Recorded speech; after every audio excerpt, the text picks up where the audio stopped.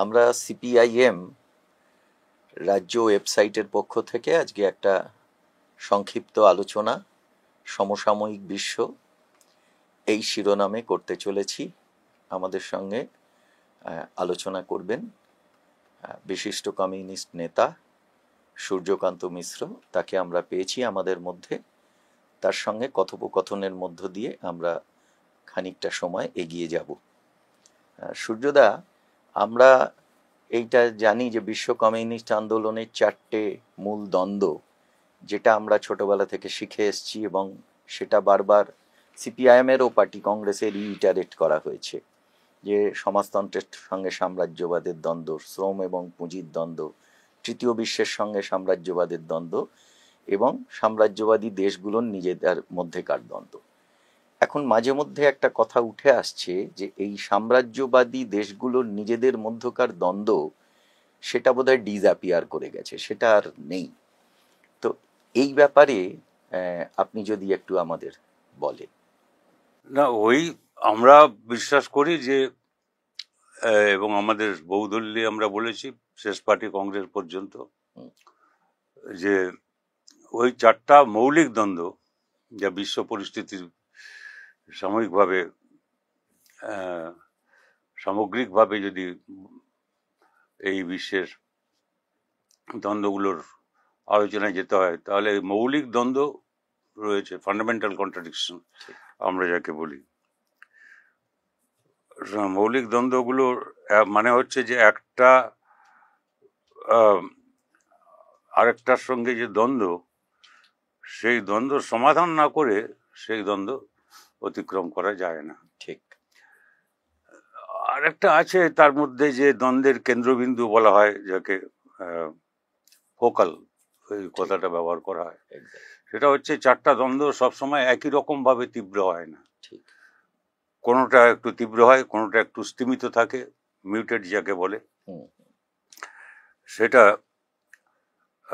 হয় পরিস্থিতি অনুযায়ী, তখন ঠিক করতে হয় যে কোনটা সবচেয়ে গুরুত্বপূর্ণ এখন। ঠিক। যাই হোক, আমরা মনে করি যে এই 4টা দ্বন্দ্বের মধ্যে সাম্রাজ্যবাদ ও সমাজতন্ত্রের মধ্যে যে দ্বন্দ্ব, এটা হচ্ছে ফোকাল পয়েন্ট, মৌলিক। কারণ এই দ্বন্দ্ব তীব্র হলে বাকিগুলো সব তীব্র হবে। ঠিক। এবং সেই দ্বন্দ্ব তীব্রতর হচ্ছে, এবং তা আমাদের দলিলে যেরকম লেখা হয়েছে, এটাই আমরা পার্টি কংগ্রেসে যা বলেছি বা ইত্যাদি, সেটা আমাদের নেতারাও লিখেছেন। সেটা হচ্ছে সাম্রাজ্যবাদের সঙ্গে সমাজতন্ত্রের মধ্যে যে দ্বন্দ্ব, এই দ্বন্দ্ব প্রতিফলিত হচ্ছে মার্কিন যুক্তরাষ্ট্র এবং তার বিপরীতে হচ্ছে চীন। তাদের প্রধান লক্ষ্য, প্রধান প্রতিদ্বন্দ্বী চীন গণপ্রজাতন্ত্র। এই দুয়ের মধ্যে যে সংঘাত, দ্বন্দ্ব, সেটাই হচ্ছে এখন কেন্দ্রীয় দ্বন্দ্ব। এছাড়া রয়েছে, ওটা ঠিকই যে আন্তঃসাম্রাজ্যবাদী দ্বন্দ্ব, যেটা বলা হয় সাম্রাজ্যবাদী শিবিরের মধ্যে, যেটা তুমি বললে সেটা ঠিকই, যে এটা ওইসব নানা রকম কথা এসছে। কেউ হাইপার ইম্পেরিয়ালিজম, কেউ ওইসব শব্দ ব্যবহার করেছেন। তারা গবেষণার কাজে করেছেন, তারা রাজনৈতিক ব্যক্তিত্ব হয়তো নয়, কিন্তু যাই হোক। কিংবা কেউ বলেছেন যে এখন আন্তঃসাম্রাজ্যবাদী দ্বন্দ্ব বলে কোনো দ্বন্দ্বই নেই। এগুলো ঠিক নয়। আমি যা বললাম সেটা হচ্ছে যে কখনো কোনো দ্বন্দ্ব তীব্র হয়, কখনো স্তিমিত হয়। সেটা তো তার উপরে নির্ভর করে কোনটা একদম সামনে চলে আসে, সেটাকে আমরা বলি যে কেন্দ্রবিন্দু, এটা ফোকাল পয়েন্ট অফ কন্ট্রাডিকশন। ফলে সেইটা স্তিমিত যত ছিল, আমি বলতে পারবো না যে পার্টি কংগ্রেসের পরে, বিশেষ করে গত 1 মাস এই সময়কালে যে ঘটনা ঘটেছে, তা সেই রকম স্তিমিত আছে। অর্থাৎ দ্বন্দ্বটা মাঝে মাঝে প্রকাশিত হচ্ছে। কখন হয়তো আমি বলবো না যে অত তীব্র হয়ে গেছে যে সামনাসামনি এসে গেছে, কিন্তু এটা বাড়ছে। আর ওটা তো রয়েইছে, ওটা সারা যেটা অর্থাৎ উন্নয়নশীল দেশগুলোর সঙ্গে সাম্রাজ্যবাদের যে দ্বন্দ্ব, ঠিক নয়া উপনিবেশবাদী ব্যবস্থা।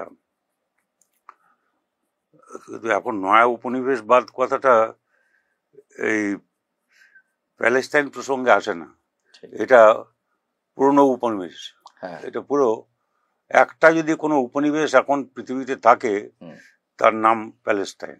একদম সুতরাং ওটাকে নয়া উপনিবেশবাদী শোষণ শাসন বলা যায় না, এটা উপনিবেশিক পুরো চরিত্রের, পুরনো, প্রাচীন, আদিম।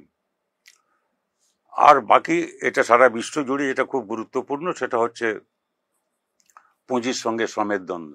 ঠিক সেটা সারা দেশে সারা দুনিয়া জুড়ে আছে পুঁজিবাদের যুগে। এটা পুঁজিবাদী ব্যবস্থার অবসান ছাড়া এই দ্বন্দ্বের সমাধান অসম্ভব। হবে সুতরাং এই চারটা দ্বন্দ্ব এখনো আছে, এটাই হচ্ছে মূল বিষয়, যা বোঝাপড়া। আমি ঠিক এই ঠিক। বিষয়ে আমি আজ যেতে চাচ্ছি না এখানে। আপনার আলোচনা প্রসঙ্গেই এসে গেল, এবং আজকে একটা বাস্তব যে এই মুহূর্তে মানে দুটো যুদ্ধ আমরা দেখছি। একটা হচ্ছে ইসরায়েল এবং প্যালেস্তাইনের যুদ্ধ, যদিও এটাকে যুদ্ধ বলা যায় না, একপেশে প্যালেস্তাইনকে নির্মমভাবে আঘাত করা হচ্ছে, নারী শিশু তাদেরকে নির্মমভাবে হত্যা করা হচ্ছে। আর আরেকটা আমরা রাশিয়া ইউক্রেনের যুদ্ধ দেখলাম। তো এই যে ইসরায়েলের প্যালেস্তাইনের উপরে এই নির্মম হানা, যেটা আপনি এক্ষুনি প্যালেস্তাইনের প্রসঙ্গ উল্লেখ করলেন, এই ব্যাপারে এটা আমাদের কিভাবে দেখা উচিত? না, এটা আমাদের অবস্থান, এবং বলা যায় স্বাধীনতার পরে যে সরকার আমাদের দেশে এসছে 47 সালের 15ই আগস্টের পর, তাদের যে অতীত অবস্থান সেটা একরকম ছিল। ঠিক দুর্ভাগ্যবশত যেটা এখন নেই, এই মোদির আমলে নেই এখন। আহ, সেটা আমরা প্যালেস্তাইনের প্রতি সংহতি সবসময় জানিয়ে এসেছি। ঠিক আমাদের কোনো প্রধানমন্ত্রী আহ, প্যালেস্টাইন সফর না করে ইসরায়েলে যাননি। ইসরায়েলে জানিনি কেউ, কিন্তু একজন আছেন যিনি হয়তো, কিন্তু আগে প্যালেস্টাইন গেছেন তারপরে ঠিক ইসরায়েল। আর ইনি তো ইসরায়েলের এখন যিনি আছেন হুম তিনি পক্ষের লোক পুরোপুরি, এটা একদমই স্পষ্ট। এটা দুর্ভাগ্য আমাদের।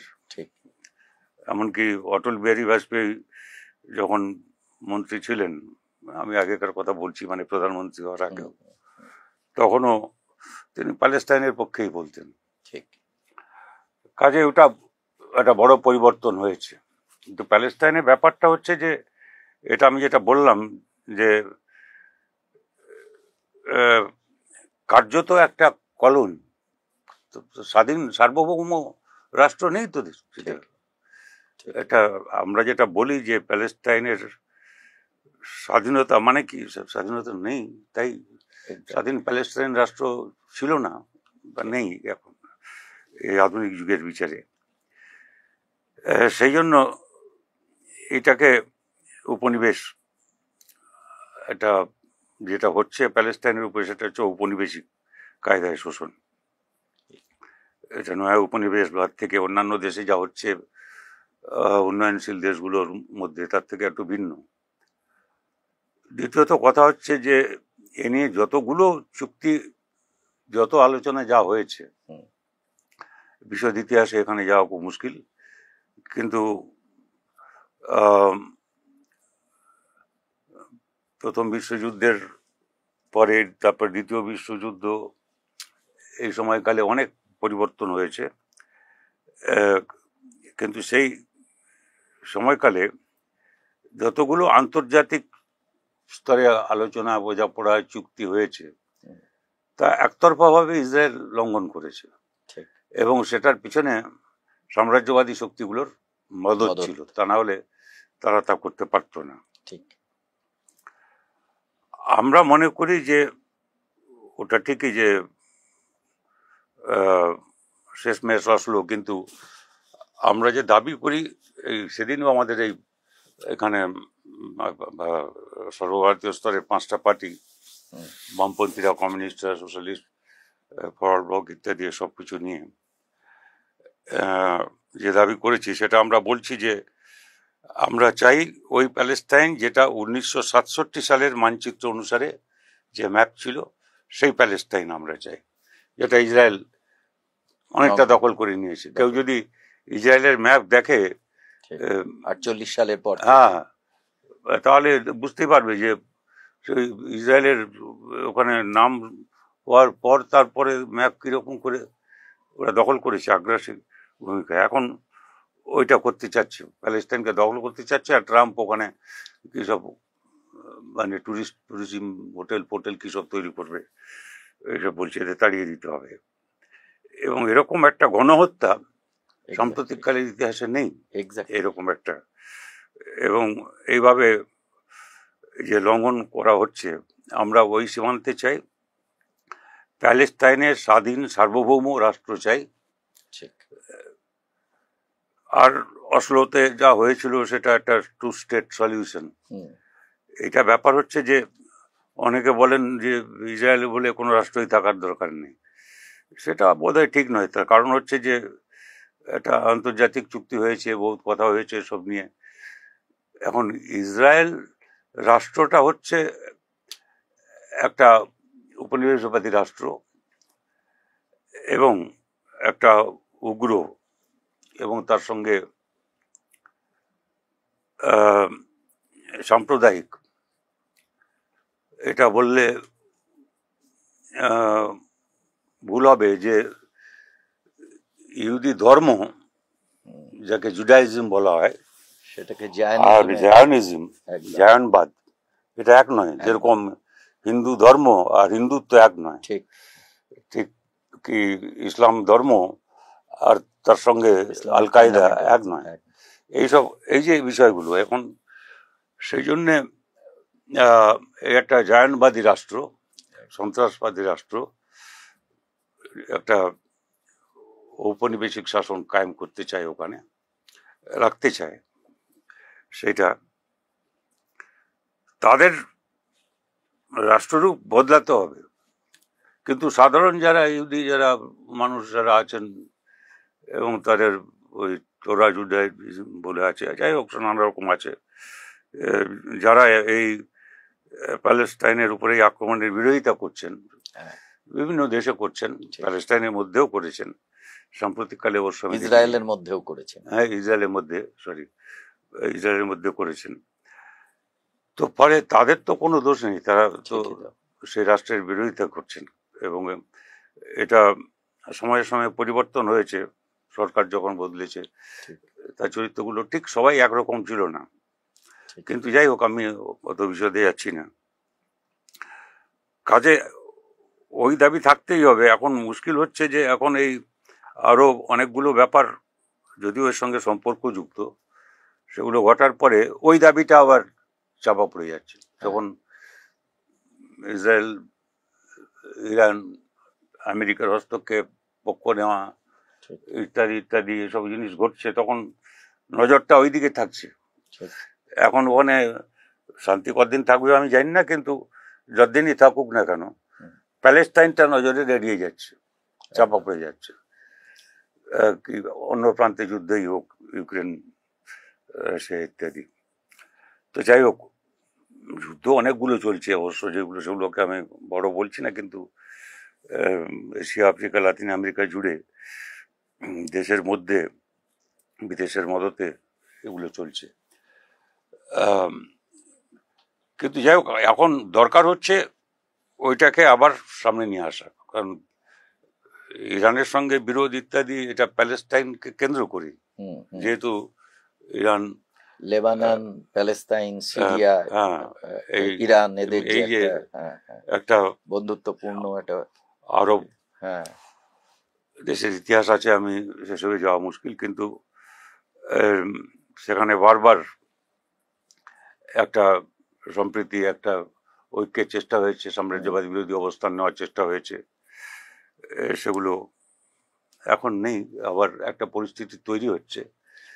আমি বলবো না যে পরিস্থিতি এখন কোনো নির্দিষ্ট সিদ্ধান্তে পৌঁছানো যায়, কিন্তু আমার মনে হয় যে 1 ইঞ্চি হলেও সাম্রাজ্যবাদ পিছু হটেছে, 1 ইঞ্চি হলেও এই সাম্রাজ্যবাদ বিরোধী আন্দোলন এটা 1 ইঞ্চি হলেও এগিয়েছে। সামনের দিকে এগিয়েছে। এটা রাশিয়া বর্তমান অবস্থা। রাশিয়া ইউক্রেন যুদ্ধ নিয়ে কি আপনি দু এক কথায়? রাশিয়া ইউক্রেন যুদ্ধ বিশদে যাওয়া খুব মুশকিল। সেটা আমি ওই কালকেও বোধহয় স্টেটমেন্ট দেখলাম, পুতিন বলেছেন। সেটা কিন্তু উনি ঠিক বলেছেন। আমরা তো পুতিনের দলের লোক নই। রাশিয়ার যে কমিউনিস্ট পার্টি আছে, আমরা বিশ্বাস করি যে তারা এই ব্যাপারে সঠিক সিদ্ধান্ত নেওয়ার মালিক, আমরা নই। কমিউনিস্ট আন্তর্জাতিক এখন নেই, কাজে বিশ্ব কমিউনিস্ট আন্দোলনে এই বোঝাপড়া স্টালিন থাকতেই হয়েছিল যে যার দেশগুলোর কমিউনিস্ট পার্টি তাদের সিদ্ধান্ত নিতে হবে, সেখানে কেউ বড় দাদা ছোট ভাই এসব নেই। কিন্তু সেখানে তাদের যে অবস্থান, আমরা সেই অবস্থানকে সমর্থন করি। তারা মনে করেন যে, এবং সেটা একটা যুক্তি আছে, এবং পুতিনও সেই কথা বলছেন যেটা আমরা অনেক আগে থেকে বলছিলাম। সেটা হচ্ছে এই যে, আমি যখন জার্মানিতে ওই যে মারা দেওয়ালের কাছে দাঁড়িয়ে আছি, যখন আমার খেয়াল পড়ছে এখন যে দাঁড়িয়ে থাকতে হলো অনেকক্ষণ, কারণ ওইখানে দাঁড়িয়ে মার্কিন প্রেসিডেন্ট তখন বলেছিলেন যে আমরা 1 ইঞ্চও আর ওইদিকে যাব না, পূর্বের দিকে আমরা এগোবো না। ওইখানে দাঁড়িয়েই বলেছিলেন। কিন্তু তারপরে আমরা দেখেছি ন্যাটো কিভাবে সম্প্রসারিত হয়েছে, এক্স্যাক্টলি, এবং কিরকম করে একটা হয়েছে। আর ইউক্রেনে তো গোলমাল ছিল না, রাশিয়ার সঙ্গে ইউক্রেনের সম্পর্ক ভালোই ছিল। এই সম্পর্ক কি করে সেই সরকারকে উচ্ছেদ করা হলো? আগের সরকার যখন একটা শান্তিপূর্ণ বোঝাপড়া ছিল রাশিয়ার সঙ্গে ইউক্রেনের, এবং তারা কতগুলো প্রগতিশীল পদক্ষেপও নিচ্ছিল, সেই সরকারকে হটালো কে? জেলেনস্কি। কারা ক্ষমতায় নিয়ে এসছে? যাই হোক, যেই ক্ষমতায় আসুন, জেলেনস্কি আসার পরে যেটা করলেন সেটা হচ্ছে যে, এটা কখনো মেনে নেওয়া যায় না যে ওখানে রুশভাষী কিছু এলাকা আছে রাশিয়া, তারা জাতিসত্তা হিসাবে রাশিয়ান, তারা ভাষা হিসাবে তারা রাশিয়ান। সেই অঞ্চল ইউক্রেনের মধ্যে তার প্রতি যে একটা পক্ষপাতমূলক আচরণ তাদের বিরুদ্ধে, এমনকি নির্বাচন করবে না, তারপরে নির্বাচনে তারা জিতলো যারা, তাদের সরকারও করতে দিল, এটা তো চলতে পারে না। এবং তারপরে ওরা এই তখন বাইডেন, অবশ্য আগের ইতিহাসে আমি যাচ্ছি না খুব বেশি, আর ইউরোপিয়ান ইউনিয়ন এইসবকে নিয়ে ওরা কিসের জন্য, আমেরিকার অবস্থান কোথায় গেল যে বলেছিল যে আমরা 1 ইঞ্চি আর ওদিকে এগোবো না? এখানে তাহলে কিসের জন্য ওদের মদত দেওয়া হচ্ছে? সুতরাং এইখানে আমাদের অবস্থানটা এই মোটামুটি আমাদের বোঝাপড়া খুব স্পষ্ট, এবং আমরা তা বলতে কখনো দ্বিধা করি না। এবং ইউক্রেনের সমস্যা ইউক্রেনের উপরে ছেড়ে দেওয়া উচিত, কিন্তু ওই সমস্যার সমাধান হবে না যদি না যারা যুদ্ধ শুরু করেছে তাদের ক্ষমতাচ্যুত না করা হয়, এবং সেখানে গণতন্ত্র তাদের ঠিক করার অধিকার এবং জাতিসমূহের আত্মনিয়ন্ত্রণের যে অধিকার সেগুলো স্বীকৃত হয়। ঠিক। আর এই যে ন্যাটোর হস্তক্ষেপ আমেরিকা বানিয়েছিল, নর্থ আটলান্টিক ট্রিটি অর্গানাইজেশন, যারা এর মধ্যে এই যুদ্ধটায় পুরো মদত দিল, এদের হস্তক্ষেপ ইমিডিয়েটলি বন্ধ করা দরকার। আপনি এই কন্ট্রাডিকশনের প্রশ্নে বলছিলেন, যে দ্বন্দ্বগুলোর প্রশ্নে, যে সমাজতন্ত্র বনাম সাম্রাজ্যবাদের দ্বন্দ্ব, এবং বিশেষ করে আমেরিকা চীন যে জায়গায় চীনের উপরে চাপ বাড়াচ্ছে, তাইওয়ানকে মদত করে চীনকে ডিস্টার্ব করার চেষ্টা করছে। সেখানেও আমরা ওই কোভিডের সময়ও দেখেছিলাম যে চীনের যে মানবিক চেহারা, সমাজতন্ত্রের মানবিক চেহারা, সেইখানে কোভিডে যত মানুষ মারা গেছিল, দেখা গেল যে চীনে জনসংখ্যার 1 লক্ষ মানুষ পিছু একজন মারা যাচ্ছে, আর আমেরিকায় 400 জন পিছু একজন মারা গেছে। মানে এই যে মানবিক সমাজ, সমাজতন্ত্র, এবং একটা অমানবিক সমাজ সাম্রাজ্যবাদ, যা বারবার আপনারা সবসময় বলেন, আমরা সেভাবে শিখেছি। এক্ষেত্রেও একটা দেখা যাচ্ছে যে চীন যখন বেল্ট অ্যান্ড রোড ইনিশিয়েটিভ নিয়ে সে মহাদেশগুলোকে জোড়ার চেষ্টা করছে উন্নয়নের জন্য, অগ্রগতির জন্য, এবং তাতে প্রায় বিশ্বের 150খানা দেশ তাদের সঙ্গে সামিল হচ্ছে, সেইখানে আমেরিকা অন্য দেশগুলোর সঙ্গে কোয়াড চতুর্ভুজ বানিয়ে সে অন্য দেশকে আক্রমণের পন্থা গ্রহণ করছে, মানে একটা ডিস্ট্রাকটিভ আর একটা কনস্ট্রাকটিভ।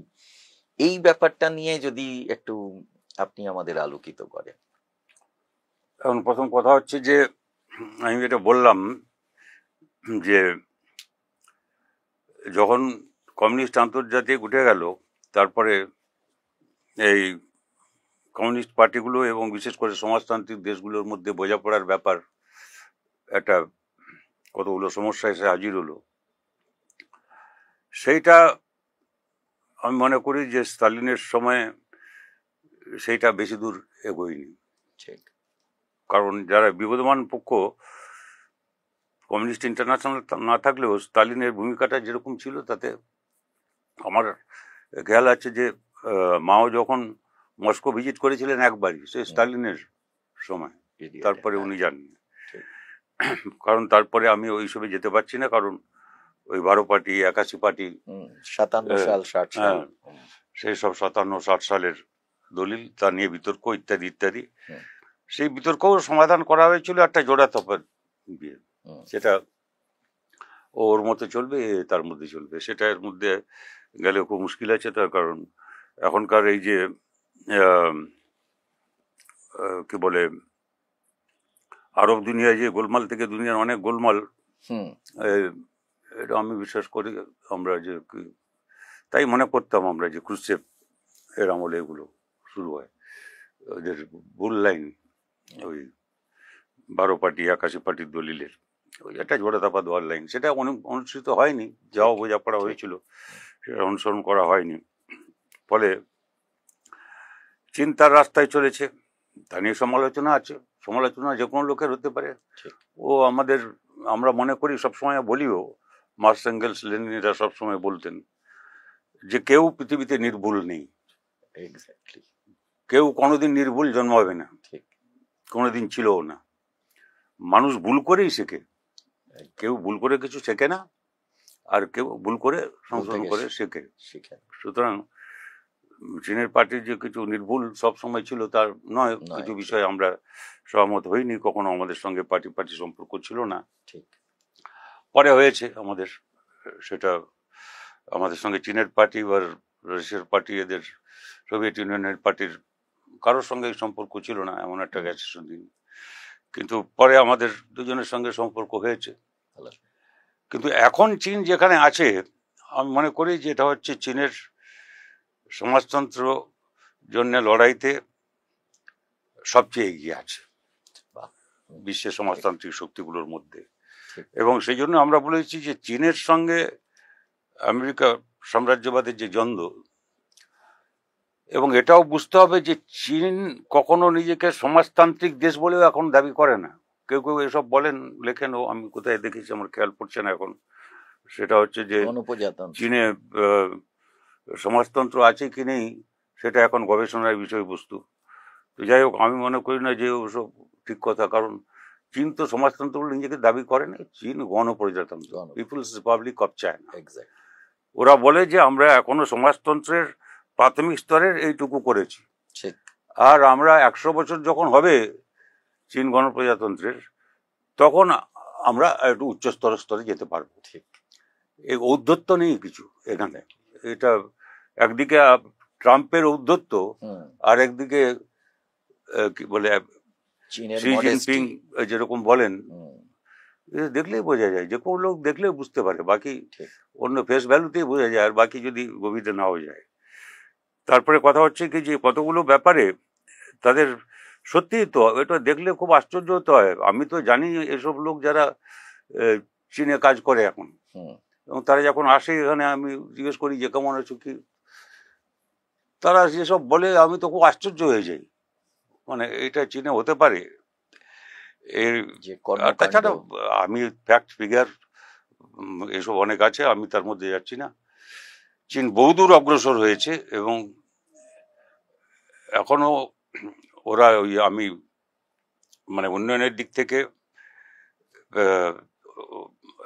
মানে সমাজের বিকাশের দিক থেকে, উৎপাদনের দিক থেকে, সমতার বিচারে, মানুষের মৌলিক সমস্যার সমাধানের ব্যাপারে পাঁচটি যে মৌলিক সমস্যা বলি, খাদ্য, বস্ত্র, বাসস্থান, শিক্ষা, চিকিৎসা, এসবের ব্যাপারে, এবং সাম্রাজ্যবাদের প্রয়োজন হলে চোখে চোখ রেখে কথা বলবার। এবং কমিউনিস্টদের কাছে খুব বড় জিনিস হচ্ছে, তা নাহলে কমিউনিস্টই হয় না, সেটা হচ্ছে আন্তর্জাতিকতাবাদ। এই ইন্টারন্যাশনালিজম ছাড়া কমিউনিস্ট হয় না, যে দেশের কথা খালি তার মধ্যে থাকে না, তাদের যে আন্তর্জাতিক কর্তব্য রয়েছে সেগুলো খুব গুরুত্বপূর্ণ ব্যাপার। সেটা তারা যথেষ্টভাবে করেছে, এবং সেটা ওই যে বেল্ট অ্যান্ড রোড ইনিশিয়েটিভ, এটা একটা ব্যাপার। এটা নয় যে তারা দান করছে কিছু, হ্যাঁ, কিন্তু তারা যে পরিমাণ ইনভেস্ট করে তাতে যে ইন্টারেস্ট মানে যা মেটাতে হয়, কিছু করতে হয়, সেটা অনেক কম। এবং তাতে চীনের কিছু বিরাট লাভ হয় না, তার থেকে বিরাট কিছু। যাই হোক, আমি সেসবে যাচ্ছি না, কিন্তু এটা একটা বড় ব্যাপার। এরা যে একটা বলছিল, সেই বাইডেন আমল থেকে আমরা শুনে আসছি, কি হলো, ওরা কি করছে, আমেরিকানরা কোন সাম্রাজ্যবাদী দেশ কি করছে দুনিয়ায়, গোলমাল যুদ্ধ বাড়ানো ছাড়া, বাঁধানো ছাড়া তো কোনো কিছু করেনি ওরা। এরা সম্প্রীতির জন্য চেষ্টা করছে। সেদিনও আমি দেখলাম যে চীনের রাষ্ট্রপতি গেছেন সেন্ট্রাল এশিয়ার 5টা দেশকে মিট করার জন্য, এবং সেটা ভালো এগোচ্ছে, যাও চেষ্টা করছে তারা। তো সেইটাই হচ্ছে আমার মনে হয় যে এখন একটা সময় যখন সাম্রাজ্যবাদকে মোকাবিলা করার একটা শক্তি আছে। ঠিক। একটা কথা বলছি যে এই যে সাম্রাজ্যবাদের তরফ থেকে, বিশেষ করে মার্কিন সাম্রাজ্যবাদ, তারা মধ্যপ্রাচ্যে সেখানে ডিস্টারবেন্স ক্রিয়েট করছে, আফ্রিকার দেশগুলো করছে, লাতিন আমেরিকাতে করছে, এশিয়ার বিভিন্ন জায়গায় তো করছেই। সেখানে আবার লাতিন আমেরিকাতে আমরা দেখলাম যে ধরুন এই মুহূর্তে বামপন্থা যদি গোটা 6 দেশে তারা খানিকটা শক্তি বৃদ্ধি করে থাকে, তাহলে এই যে কলম্বিয়া, ব্রাজিল, উরুগুয়ে, এইসব দেশগুলোতে তারা বাড়িয়েছে। ভেনেজুয়েলা, সর্বশেষ ভেনেজুয়েলা, ওদিকে শ্রীলঙ্কা আছে, সেটা এশিয়ান কান্ট্রি, মেক্সিকো, এগুলোতে বাড়িয়েছে। আবার আর্জেন্টিনাতে অতি দক্ষিণপন্থীরা তারা ক্ষমতায় চলে এসছে।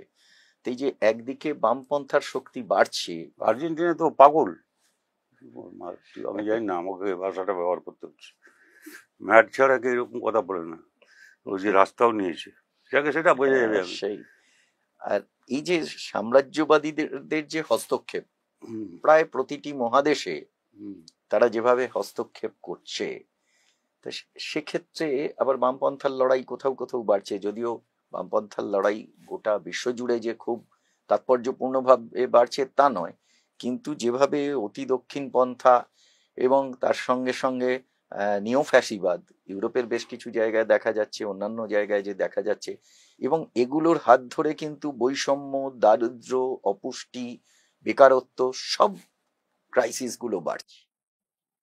সেখানেও তৎসত্ত্বেও এরা কি করে এদের নখ দাঁত এতটা বিস্তার করতে পারছে, কি করে নখ দাঁত কি করে বিস্তার করতে পারছে সাম্রাজ্যবাদীরা, এই জায়গাটা দুর্ভাবনার খুব। সেক্ষেত্রে আপনি কি বলেন? সাম্রাজ্যবাদ, পুঁজিবাদ ও আগের যুগে নেই, এটা আন্তর্জাতিক লগ্নি পুঁজির চরিত্রই বদলে গেছে। হ্যাঁ, যেটাকে ক্রনিক ক্যাপিটাল বলা হয়, লুটেরা পুঁজি, এটা এখন প্রাধান্য বিস্তার করেছে। এবং অস্ত্র শস্ত্র এইসবে বেশি। আমেরিকান অর্থনীতি চলে কি করে? যদি অস্ত্র তৈরি বন্ধ হয়ে যায় তাহলে তো আমেরিকান ইকোনমি কি কোনো এইসব দেশ যারা করে তারা চলবে না, তাদের পক্ষে মুশকিল। ওদের কর্মসংস্থান হয়েছে, বিডেন এরকম করে জিতেছিলেন, তারপরে চীনের সঙ্গে সম্পর্ক গোলমাল হয় ওর সময় থেকে। যাই হোক, আমি অত খুঁটিনাটি ব্যাপারে যাচ্ছি না, কিন্তু কথা হচ্ছে এই যে এটা আমি বললাম যেটা শুরুতে, সেটা হচ্ছে যেটা যে ওই যে একটা আন্তর্জাতিক কেন্দ্র থেকে একরকম বোঝাপড়ায় সব কমিউনিস্ট পার্টি চলে না, পৃথিবীর দেশের ভিন্নতা আছে। লাতিন আমেরিকার একটা বৈশিষ্ট্য হচ্ছে যে তাদের নিজস্বতা আছে কিছু, এটা অনেকে ভুলে যায় যে ওখানে কি বলে সিমন বলিভার থেকে শুরু করে হোসে মার্তি, তাদের একটা বিরাট কন্ট্রিবিউশন ছিল। সিমন বলিভার হোসে 200 মার্তি বছরের বেশি আগে। এক লাইনে উনি বলেছিলেন, কি বলে, যে the best way of saying is doing, মানে সবচেয়ে ভালো বলা হচ্ছে করে দেখানো। এটা আমরা মার্কস পড়েছি সবাই, আমরা জানিও, ঠিক। ওটা আমরা একটু বড় করে বলি, যেটা একই কথা, সেটা যে দি মানে কি বলে, এই আমাদের এখানে অডিটোরিয়ামে লেখা আছে, Philosophers have so far interpreted the world in various ways. Question is The point, change. how change.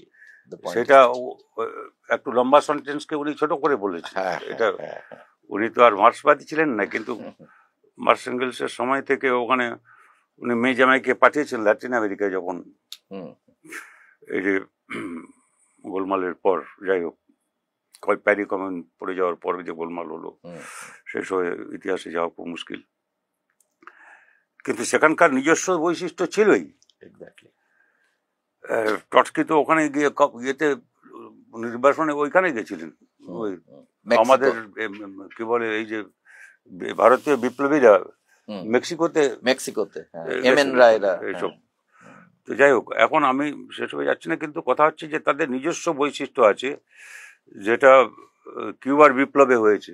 Exactly. তো কিউবার কমিউনিস্ট পার্টি ছিল নাকি? কিউবার কমিউনিস্ট পার্টি যারা, তারা সরকারের ল্যাস ধরেছিল, ঠিক। আর এই ফিদেল কাস্ট্রো হচ্ছে এদের ইত্যাদি ইত্যাদি, তারা মিলে যেটা করলেন চে গেভারা, পরে, ক্যামিলোসিয়ান, হ্যাঁ, তাদের নতুন করে পার্টি তৈরি করতে হয়েছিল, সে অনেক পরে। সুতরাং পথ একটাই সারা দুনিয়ার সব দেশের জন্য, প্রেসক্রিপশন এরকম হয় না, তাদের নিজস্ব বৈশিষ্ট্য আছে। এই যে বলিভারিয়ান একটা আইডিয়া বলা হয়, ঠিক। সাইমন বলিভার যখন উনি তো করেছিলেন, উনি তো মুক্ত করেছিলেন পরিবেশবাদ থেকে। এক্স্যাক্টলি। ওই আমরা তখন এসব ভাবতে পারতাম না। ঠিক।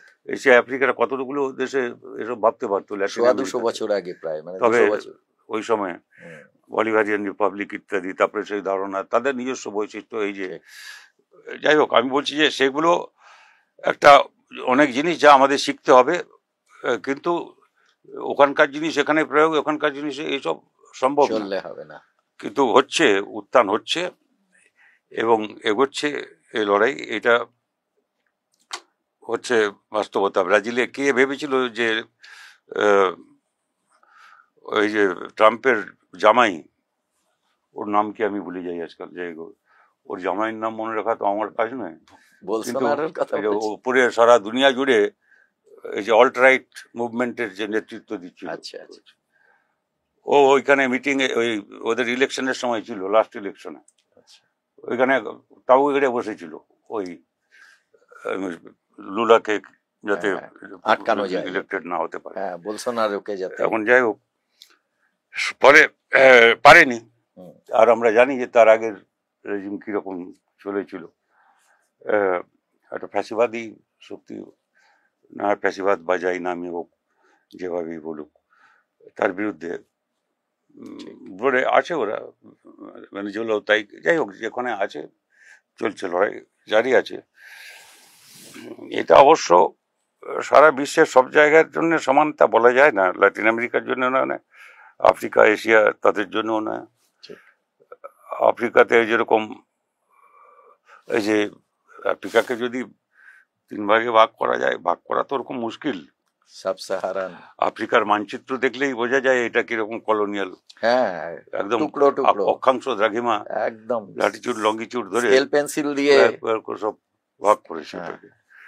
এটা কলোনিয়াল পাওয়ার গুলো এবং ঔপনিবেশিক দেশগুলো, যেটা ফ্র্যাঙ্কোফোন আফ্রিকা, মানে ফরাসিদের দখলে ছিল প্রথমে যুদ্ধের পরেও, আবার দ্বিতীয় যুদ্ধে মুসলিমকে হটানোর পরে সব, যাই হোক, সেটা এখন এই যে ইব্রাহিম ট্রাওরে,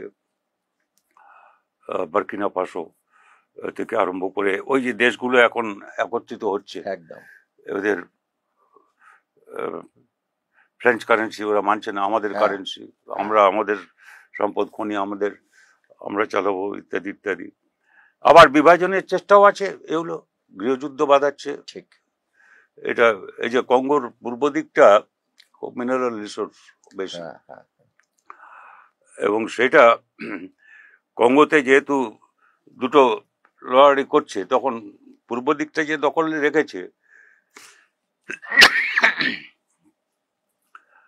তারা ওখানে পাশের পূর্ব দিক পেরিয়ে পাশের যে দেশ, যাই হোক, সেখানে ওই সোনাপোনা এসব পাচার করছিল। যাই হোক, এখন বোধহয় আমার মনে করছে পরশুর দিনই হবে মনে হচ্ছে, যতদূর ঠিক, যে ট্রাম্প ওদের দুপক্ষকে বসিয়েছিলেন। হ্যাঁ, বসিয়ে ওরা কঙ্গোরটা দেশের থেকে ও দেশে করতো, শেষমেশ আমেরিকা ও বলেছে তোমাদের দেশ ও দেশ করতে হবে না, আমাকে দিও। আমাকে মোটামুটি তো তাই।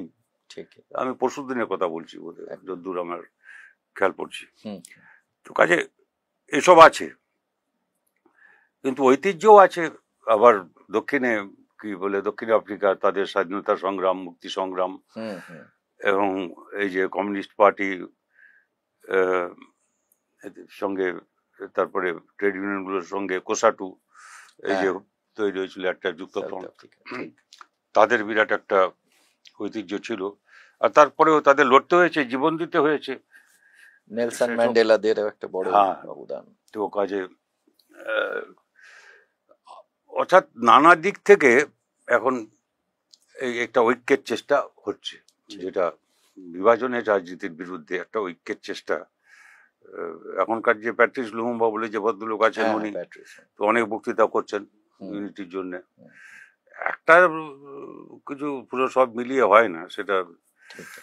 আগেও যেরকম আমি লাতিন আমেরিকার বেলায় যখন বললাম যে বলিভার যা ভেবেছিলেন, উনি তো একটা করতে চেয়েছিলেন, সেটা যাই হোক, সেটা বড় ভাবনা একটা, কিন্তু সেসব হবে না। কিন্তু এইসব দেশগুলো নিজেদের মধ্যে বাড়ছে। সুদানে আমি দেখলাম বোধহয় ওই যে ওরা যে কাগজ বের করে, আফ্রিকান স্ট্রিম, তাদের এডিটর আছে ওর, আর ওর বাবা উনি British communist party, I mean ইংল্যান্ডের কমিউনিস্ট পার্টি আর সুদানের কমিউনিস্ট পার্টি, দুয়েরই মেম্বার। আচ্ছা, ওকে টার্গেট করেছে, আর ও হচ্ছে ওদের কাগজের এডিটার আফ্রিকান স্ট্রিমে। এখন তাকে ও ছেলে বলেছিল যে তুমি চলে যাও এখানে, সে ওরা যেতে দেবে না, কি সব ঝামেলা করছিল। যাই হোক, ও কোথায়, এ তো ব্রিটিশ সিটিজেন, সেহেতু ম্যানেজ করে বলছে। ও বাবা বলেছে আমি যাবো না, আমি লড়বো, এখানে থাকবো। এটা আশ্চর্য ব্যাপার। এসব দেখলে আলাদা করে ভালো লাগে, ভালো লাগে এসব দেখলে। সব খারাপ যেরকম করে অন্ধকার দেখাবার চেষ্টা হচ্ছে, এরকম অন্ধকার নয়। সারা দুনিয়ার দিকে তাকেই দেখতে হবে। যদি আমরা আন্তর্জাতিকতা বোধ থেকে বিচ্যুত হই, তাহলে কমিউনিস্টদের পক্ষে এগোনো মুশকিল। ঠিক। আপনি তো অল্প কথার মধ্যে গোটা পৃথিবী সম্পর্কে একটা নানান দিক ভেঙে ভেঙে কিছু কিছু কথা বললেন। একটা তো নিশ্চয়ই আমরা এবং আমাদের যারা দর্শক বন্ধুরা, তারা সকলেই খানিকটা একটা ধারণা পেল। আমরা একটু দেশের কথায় চলে আসি। যে এই যে সাম্প্রতিক যে পেহেলগাঁও এর ঘটনা, তারপরে যেভাবে ভারত পাকিস্তান একটা যুদ্ধের পরিস্থিতি, ডোনাল্ড ট্রাম্প তিনি মধ্যস্থতা করে যুদ্ধ বন্ধের কথা বললেন এবং তারপরে যুদ্ধ বন্ধ হলো। যেন আমরা, ভারত আর পাকিস্তান নিজেরা যুদ্ধ বন্ধ করতে পারতো না, দিল্লি আর ইসলামাবাদ করতে পারতো না, এরকম একটা পরিস্থিতি যে দাঁড়ালো। এবং তাতে আমরা যে জিনিসটা দেখছি, আপনিও আগে উল্লেখ করেছেন, যে আমরা আমাদের যে ফরেন পলিসি, ভারত সরকার স্বাধীনভাবে যে ফরেন পলিসি নিয়েছে, সেখান থেকে আমরা অনেকটা দূরে সরে যাচ্ছি। আমরা একটা যুদ্ধবাদিতার দিকে অনেক বেশি করে এগোনোর চেষ্টা করছি। আমাদের প্রতিবেশী দেশগুলোর সঙ্গে যে সৌভ্রাত্র ছিল, সেই জায়গাটা থেকে, এই যে জোট নিরপেক্ষ আন্দোলনে ভারত একটা নেতা ছিল, সেই জায়গায় আমরা প্রায় প্রতিবেশী সব দেশকেই আমাদের শত্রু বানিয়ে ফেলেছি। এই ব্যাপারটা সম্পর্কে যদি আপনি একটু আমাদের সম্যক ধারণা দেন। এইটা হচ্ছে এই সরকার, বিশেষ করে মোদি জমানা যত দিন এগোচ্ছে, তত ওরা এইসব রাস্তা পাকাপাকি ভাবে তৈরি করছে। এটা সেটা হচ্ছে এই যে একটাও কেউ আমাদের পক্ষে নেই আমাদের প্রতিবেশীদের মধ্যে। অথচ এখানেই হয়েছিল যে যেটা নন অ্যালায়েন্ড মুভমেন্ট, জোট নিরপেক্ষতা নীতি, এসব তখন নেহরু, নাসের, ওদিকে টিটো, বন্দর নায়েক, বন্দর নায়েক, মার্শাল তখন টিটো। ওখানে প্রধানমন্ত্রী ছিলেন। এই যে মিলে একটা একটা প্রচেষ্টা দাঁড়িয়েছিল, সেই প্রচেষ্টা কোথায় সেটা ছেড়ে দিয়ে ঠিক একেবারে উল্টো দিকে আমরা এসে পৌঁছেছি। সেটা সর্বনাশ। কোনো প্রতিবেশীর সঙ্গে আমাদের সৌহার্দ্য সম্পর্ক নেই। নেই। এখন ভাও আমাদের কোথায় এসব আমরা চেষ্টা করব যে পাকিস্তানের সঙ্গে সম্পর্ক রাখতে চেষ্টা। পাকিস্তান স্টেটে তাদের নিজস্ব সমস্যা আছে, ঠিক। আমি তা যাচ্ছি না, কিন্তু পাকিস্তান বাংলাদেশের সমস্যা আমরা জানি, তাদের নিজস্ব সমস্যা আছে। কিন্তু এটা গিয়ে ট্রাম্পকে মেটাতে হবে? দেশ কোথায় গেছে? ঠিক। প্রধানমন্ত্রীকে একটা মুখে রাগ বললেন যে না না আমরা নিজেরা মিটিয়েছি। ভারতবাসীর অসম্মান। এটা অসম্মানজনক একটা ব্যাপার।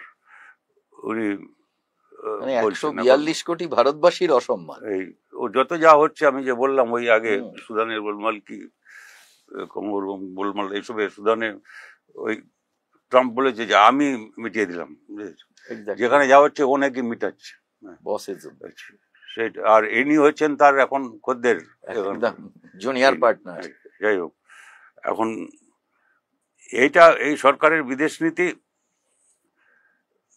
আমি আবার বলছি যে বাজপেয়ীর সময়ে যেটা ছিল, মানে সেই জনতা সরকারের সময় যেটা ছিল, তার সঙ্গে কোনো সম্পর্ক নেই। এইটা যেটা হয়ে দাঁড়িয়েছে, এটা খুবই বিপজ্জনক ব্যাপার। এবং সব প্রতিবেশীরা যদি আমাদের বিরুদ্ধে থাকে, এবং চীন, আমি দেখলাম বসে নিয়ে পরশু কালকে, আমার ঠিক খেয়াল পড়ছে না, যে ওরা পাকিস্তানকে বাংলাদেশকে নিয়ে মিটিং করেছে। তারপরে বললো পাকিস্তান বাংলাদেশ মিলে এরা কিছু ডেভেলপমেন্ট পারস্পরিক, তার জন্য আলোচনা হয়েছে। আমি আজকে বাংলাদেশের আজকের কাগজে দেখেছি, মনে হচ্ছে বাংলাদেশের ওই যে ইউনুস আছেন উনি, ওর স্টেটমেন্ট দেখলাম যে না, ওসব নিয়ে আমরা আলোচনা করিনি, আমরা পারস্পরিক উন্নয়ন এইসব নিয়ে আলোচনা। ওদেরকে ওরা মেটাতে পারে, আর আমরা চেষ্টা করতে পারি না? ওইসব আগে তো হয়েছে, মিটেছে এরকম করেই।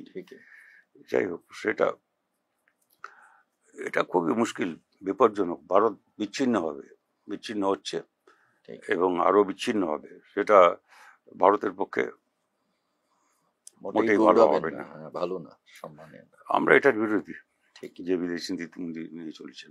ঠিক, আমি ভেতরের নীতি আর বাইরের নীতির কোনো পার্থক্য হয় না তো, যে ফরেন পলিসি হচ্ছে ইন্টারনাল পলিসির রিফ্লেকশন, এটা ইয়েতে হয়। এবং সেই জন্য উনি সব দিক থেকে বড় সর্বনাশের দিকে নিয়ে যাচ্ছেন দেশটাকে। ঠিক, হ্যাঁ, ভেতরেও ফার রাইট, আর ওইখানেও অন্যদের সঙ্গে একটা ঠিকই।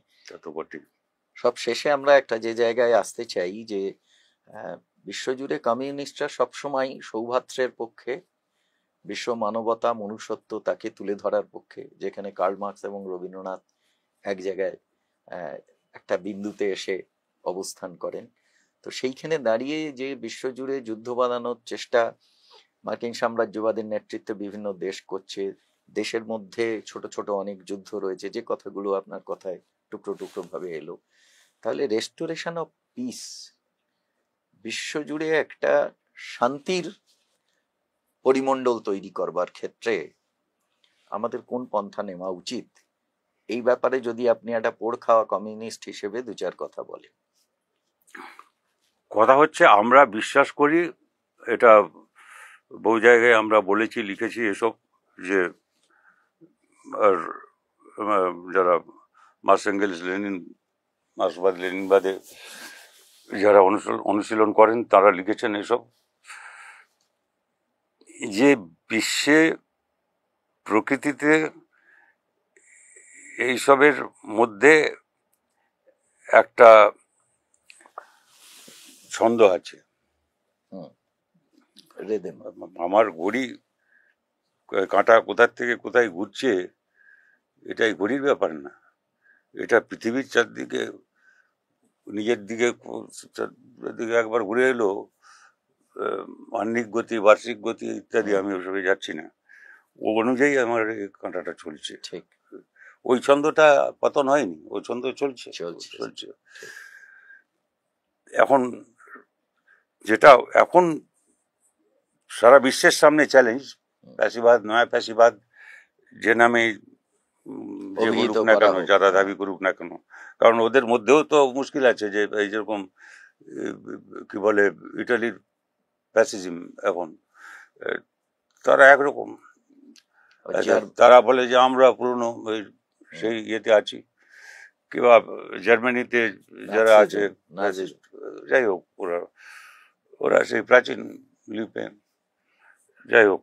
আমি আর অন্য জায়গায় ওই যে আর্জেন্টিনার কথা বললে, আমি বললাম যে লোকটা পাগল কিনা আমার সন্দেহ আছে। সেই এখন সেই নানা রকম আছে এসব, কিন্তু মূল কথা হচ্ছে বিভাজন। এই আরব দুনিয়াটা এরকম হলো কি করে? এই আরব দুনিয়া একটা প্রাচীন সভ্যতা।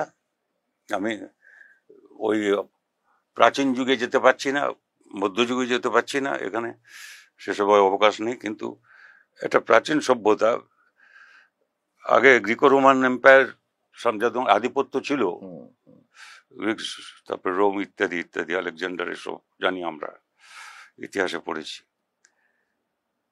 তারপরে বাইজেন্টাইন সাম্রাজ্যের পতন এবং অটোমান সাম্রাজ্যের উত্থান, এবং ওইখানে এক জায়গায় ওই রাজধানী এখন যেটা তুর্কি,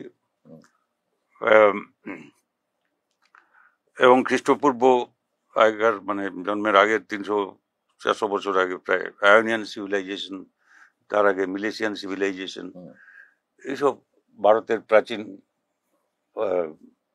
চারবাক দর্শন ইত্যাদি, যাই বলা হোক ইত্যাদি, যেগুলো মানুষকে ঐক্যবদ্ধ করে, যে ঐতিহ্য ছিল, যে ছন্দ ছিল, যে বোঝাপড়াও গড়ে উঠেছিল। ইরান, এটা ঠিকই, এখন এটা খালি শিয়া সুন্নি বা অলওয়াইটস এর ব্যাপার না, এটা এর ভিত্তিতে ভাগটা হচ্ছে, এই ভিত্তিতে করা হচ্ছে যে ধর্মের ভিত্তিতে ভাগ করো, যে কোনো আমাদের এখানে যেরকম দেখছি সারা বিশ্ব জুড়ে তাই হচ্ছে।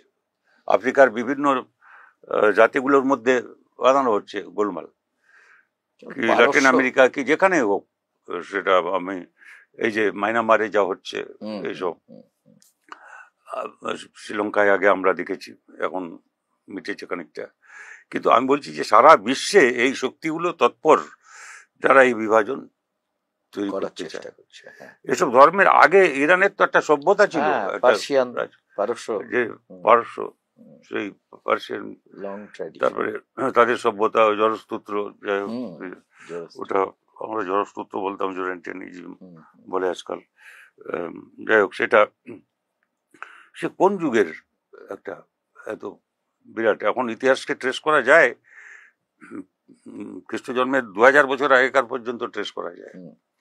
তো কাজে এইসবের যা মধ্যে, তার মধ্যে যে একটা ঐক্য, সেটা ভেঙে খারখার হয়ে গেছে, এবং সাম্রাজ্যবাদী শক্তিগুলো পুরো তাকে ব্যবহার করেছে, যে সৌদি আরব পকেটে ঢুকিয়ে নিয়েছিল একদম, তেল সহ আরম্ভ করে ওদের।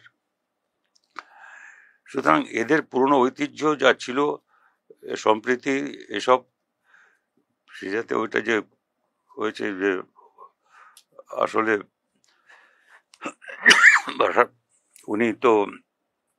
উনি নিজে অল হোয়াইট, ওদের ফ্যামিলি, ওইটা যারা অপেক্ষাকৃত ধর্মনিরপেক্ষ অবস্থান, তাদের ত্রুটি দুর্বলতা যা আছে ছিল সেই সব দেশের যারা চালাচ্ছিলেন। কিন্তু এটা কি হচ্ছে এখনো পুরো ওখানে জুড়ে, যাই হোক। আর এইসবও ছিল না, মানে ইতিহাসে খুব পিছনে ফিরে গেলে ওইসব ছিল না তো, এরকম শিয়া সুন্নি অল হোয়াইট। তারপরে যেটা সৌদি আরবে, যেটা তারা তো শিয়া সুন্নির বিরুদ্ধে, তাদের ধর্ম অনুসারে কি, যাই হোক, তাদের নিজস্ব, এই সবগুলো কিভাবে ইতিহাসে যাওয়া যায়, পিছনে সাম্রাজ্যবাদ, এটা হচ্ছে মূল কথা। ডিভিশনের এই ভাগ করো আর শাসন করো, এক্স্যাক্টলি। এটা ব্রিটিশ সাম্রাজ্যবাদ যখন আধিপত্য করেছে তাই তারা করেছে। ঠিক। ব্রিটিশ ওই যে আরবের ছিল, আমার ওর নাম আমি ভুলে গেছি এখন, যে এসব মানে যারা চরবৃত্তি করে তাদের নাম মনে রেখে কি করে বাকি লোকদের ভুলে যাব। এখন যাই হোক, সে মানে খুব দারুণ আরবি ভাষায় কথা বলতে পারত। তাকে লাগিয়েছিল ওখানে কিভাবে আরবের তেল দখল নেবে। আচ্ছা, ওখানে আরব, তারপরে আমরা আরব স্প্রিং দেখেছি একটা সময়, আর সেটাকে মিশিয়ে দেখেছি। ঠিক। এগুলো খালি একটা আমি উদাহরণের জন্য বলছি, কিন্তু সারা বিশ্বে যদি আমরা খুঁজি, এর প্রত্যেকটার পিছনে সাম্রাজ্যবাদ। দখল নেওয়ার জন্য ভাগ করো, এদের মধ্যে লাগিয়ে দাও গোলমাল। ঠিক। এখানে কেন ইরানকে টার্গেট? তার কারণ এরা না, শুধু সেটা তো নয়, এক হচ্ছে যে পারমাণবিক অস্ত্র, ইউরেনিয়াম এনরিচমেন্ট কত হলো, ইত্যাদি ইত্যাদি। এবং সে কি করবে? আমার পারমাণবিক আধিপত্য সে, ইসরায়েল তো এনপিটি সই করেনি, নন প্রলিফারেশন ট্রিটি, ওরা সিগনেটারি না।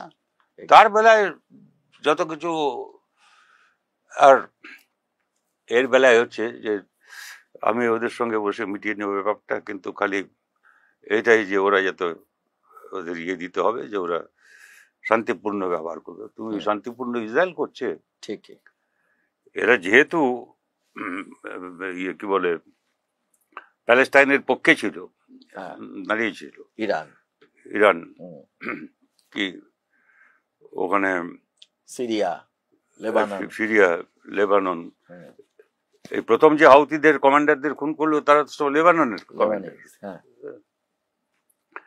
তো প্রথম যারা হাউতি জেনারেল, ইরানে গোলমাল হওয়ার আগে কথা বলছি আমি, তারা লেবাননের হিজবুল্লাহ যাদের বলে, হিজবুল্লাহ মানে হচ্ছে বাংলা করলে দাঁড়াবে আল্লাহর পার্টি। আল্লাহর পার্টি হচ্ছে হিজবুল্লাহ। মানে যাই হোক, আমি বলছি এই যে ওদের টার্গেট করে করছে, যে এই যে এগুলোর পেছনে প্রত্যেকটায় এখন হচ্ছে। কিন্তু আমি বলতে চাচ্ছি এটাই যে এর মধ্যেই দেখতে হবে, যদি গত 1 মাসও আমি ধরি, একটা অনিশ্চিত পরিস্থিতি, নির্দিষ্টভাবে একটা নির্ধারণে পৌঁছানো যায় না, কিন্তু তার মধ্যে অনেকগুলো আশার আলো জ্বলছে এবং এটা স্পষ্ট বোঝা যাচ্ছে। এই সময়কাল দিকে বোঝা যাচ্ছে। এবং গত 1 মাসের ঘটনাও যদি আমি ধরি, এটা এগোচ্ছে, ওদের পেছোতে হচ্ছে। কে ভেবেছিল যে ওখানে গিয়ে আমেরিকান বেসে ইরানরা গিয়ে অ্যাটাক করবে, আর ট্রাম্প খালি সব মেটাচ্ছেন বলছেন, কিন্তু মুখ শুকিয়ে গেছে একদম। এটাই বড় ইতিবাচক ভাবে নিতে হবে, বলিষ্ঠ আশাবাদ চাই, এর কোনো বিপরীত ইয়ে নেই। আন্তর্জাতিকতাবাদ, বলিষ্ঠ আশাবাদ, খালি নেগেটিভ খুঁজে না খুঁজে পজিটিভও খুঁজতে হবে, নেগেটিভ থাকলেও দেখতে হবে, পজিটিভ নেগেটিভ ছাড়া তো আর আলো জ্বলে না। ঠিকই। ঠিক আছে, সূর্যদাকে অনেক ধন্যবাদ। আমাদের রাজ্যের ওয়েবসাইটের পক্ষ থেকে সবকিছুর শেষে আমরা যে জিনিসটা পেলাম, যে আশাবাদে বুক বেঁধেই আমাদের লড়তে হবে, অন্ধকার শেষ কথা বলবে না, আলোর পথেই আমরা যাত্রা করতে পারবো, সেই প্রত্যয় নিয়ে আজকের আলোচনা শেষ করছি। দর্শকদের অসংখ্য ধন্যবাদ, অভিনন্দন, নমস্কার, আদাব।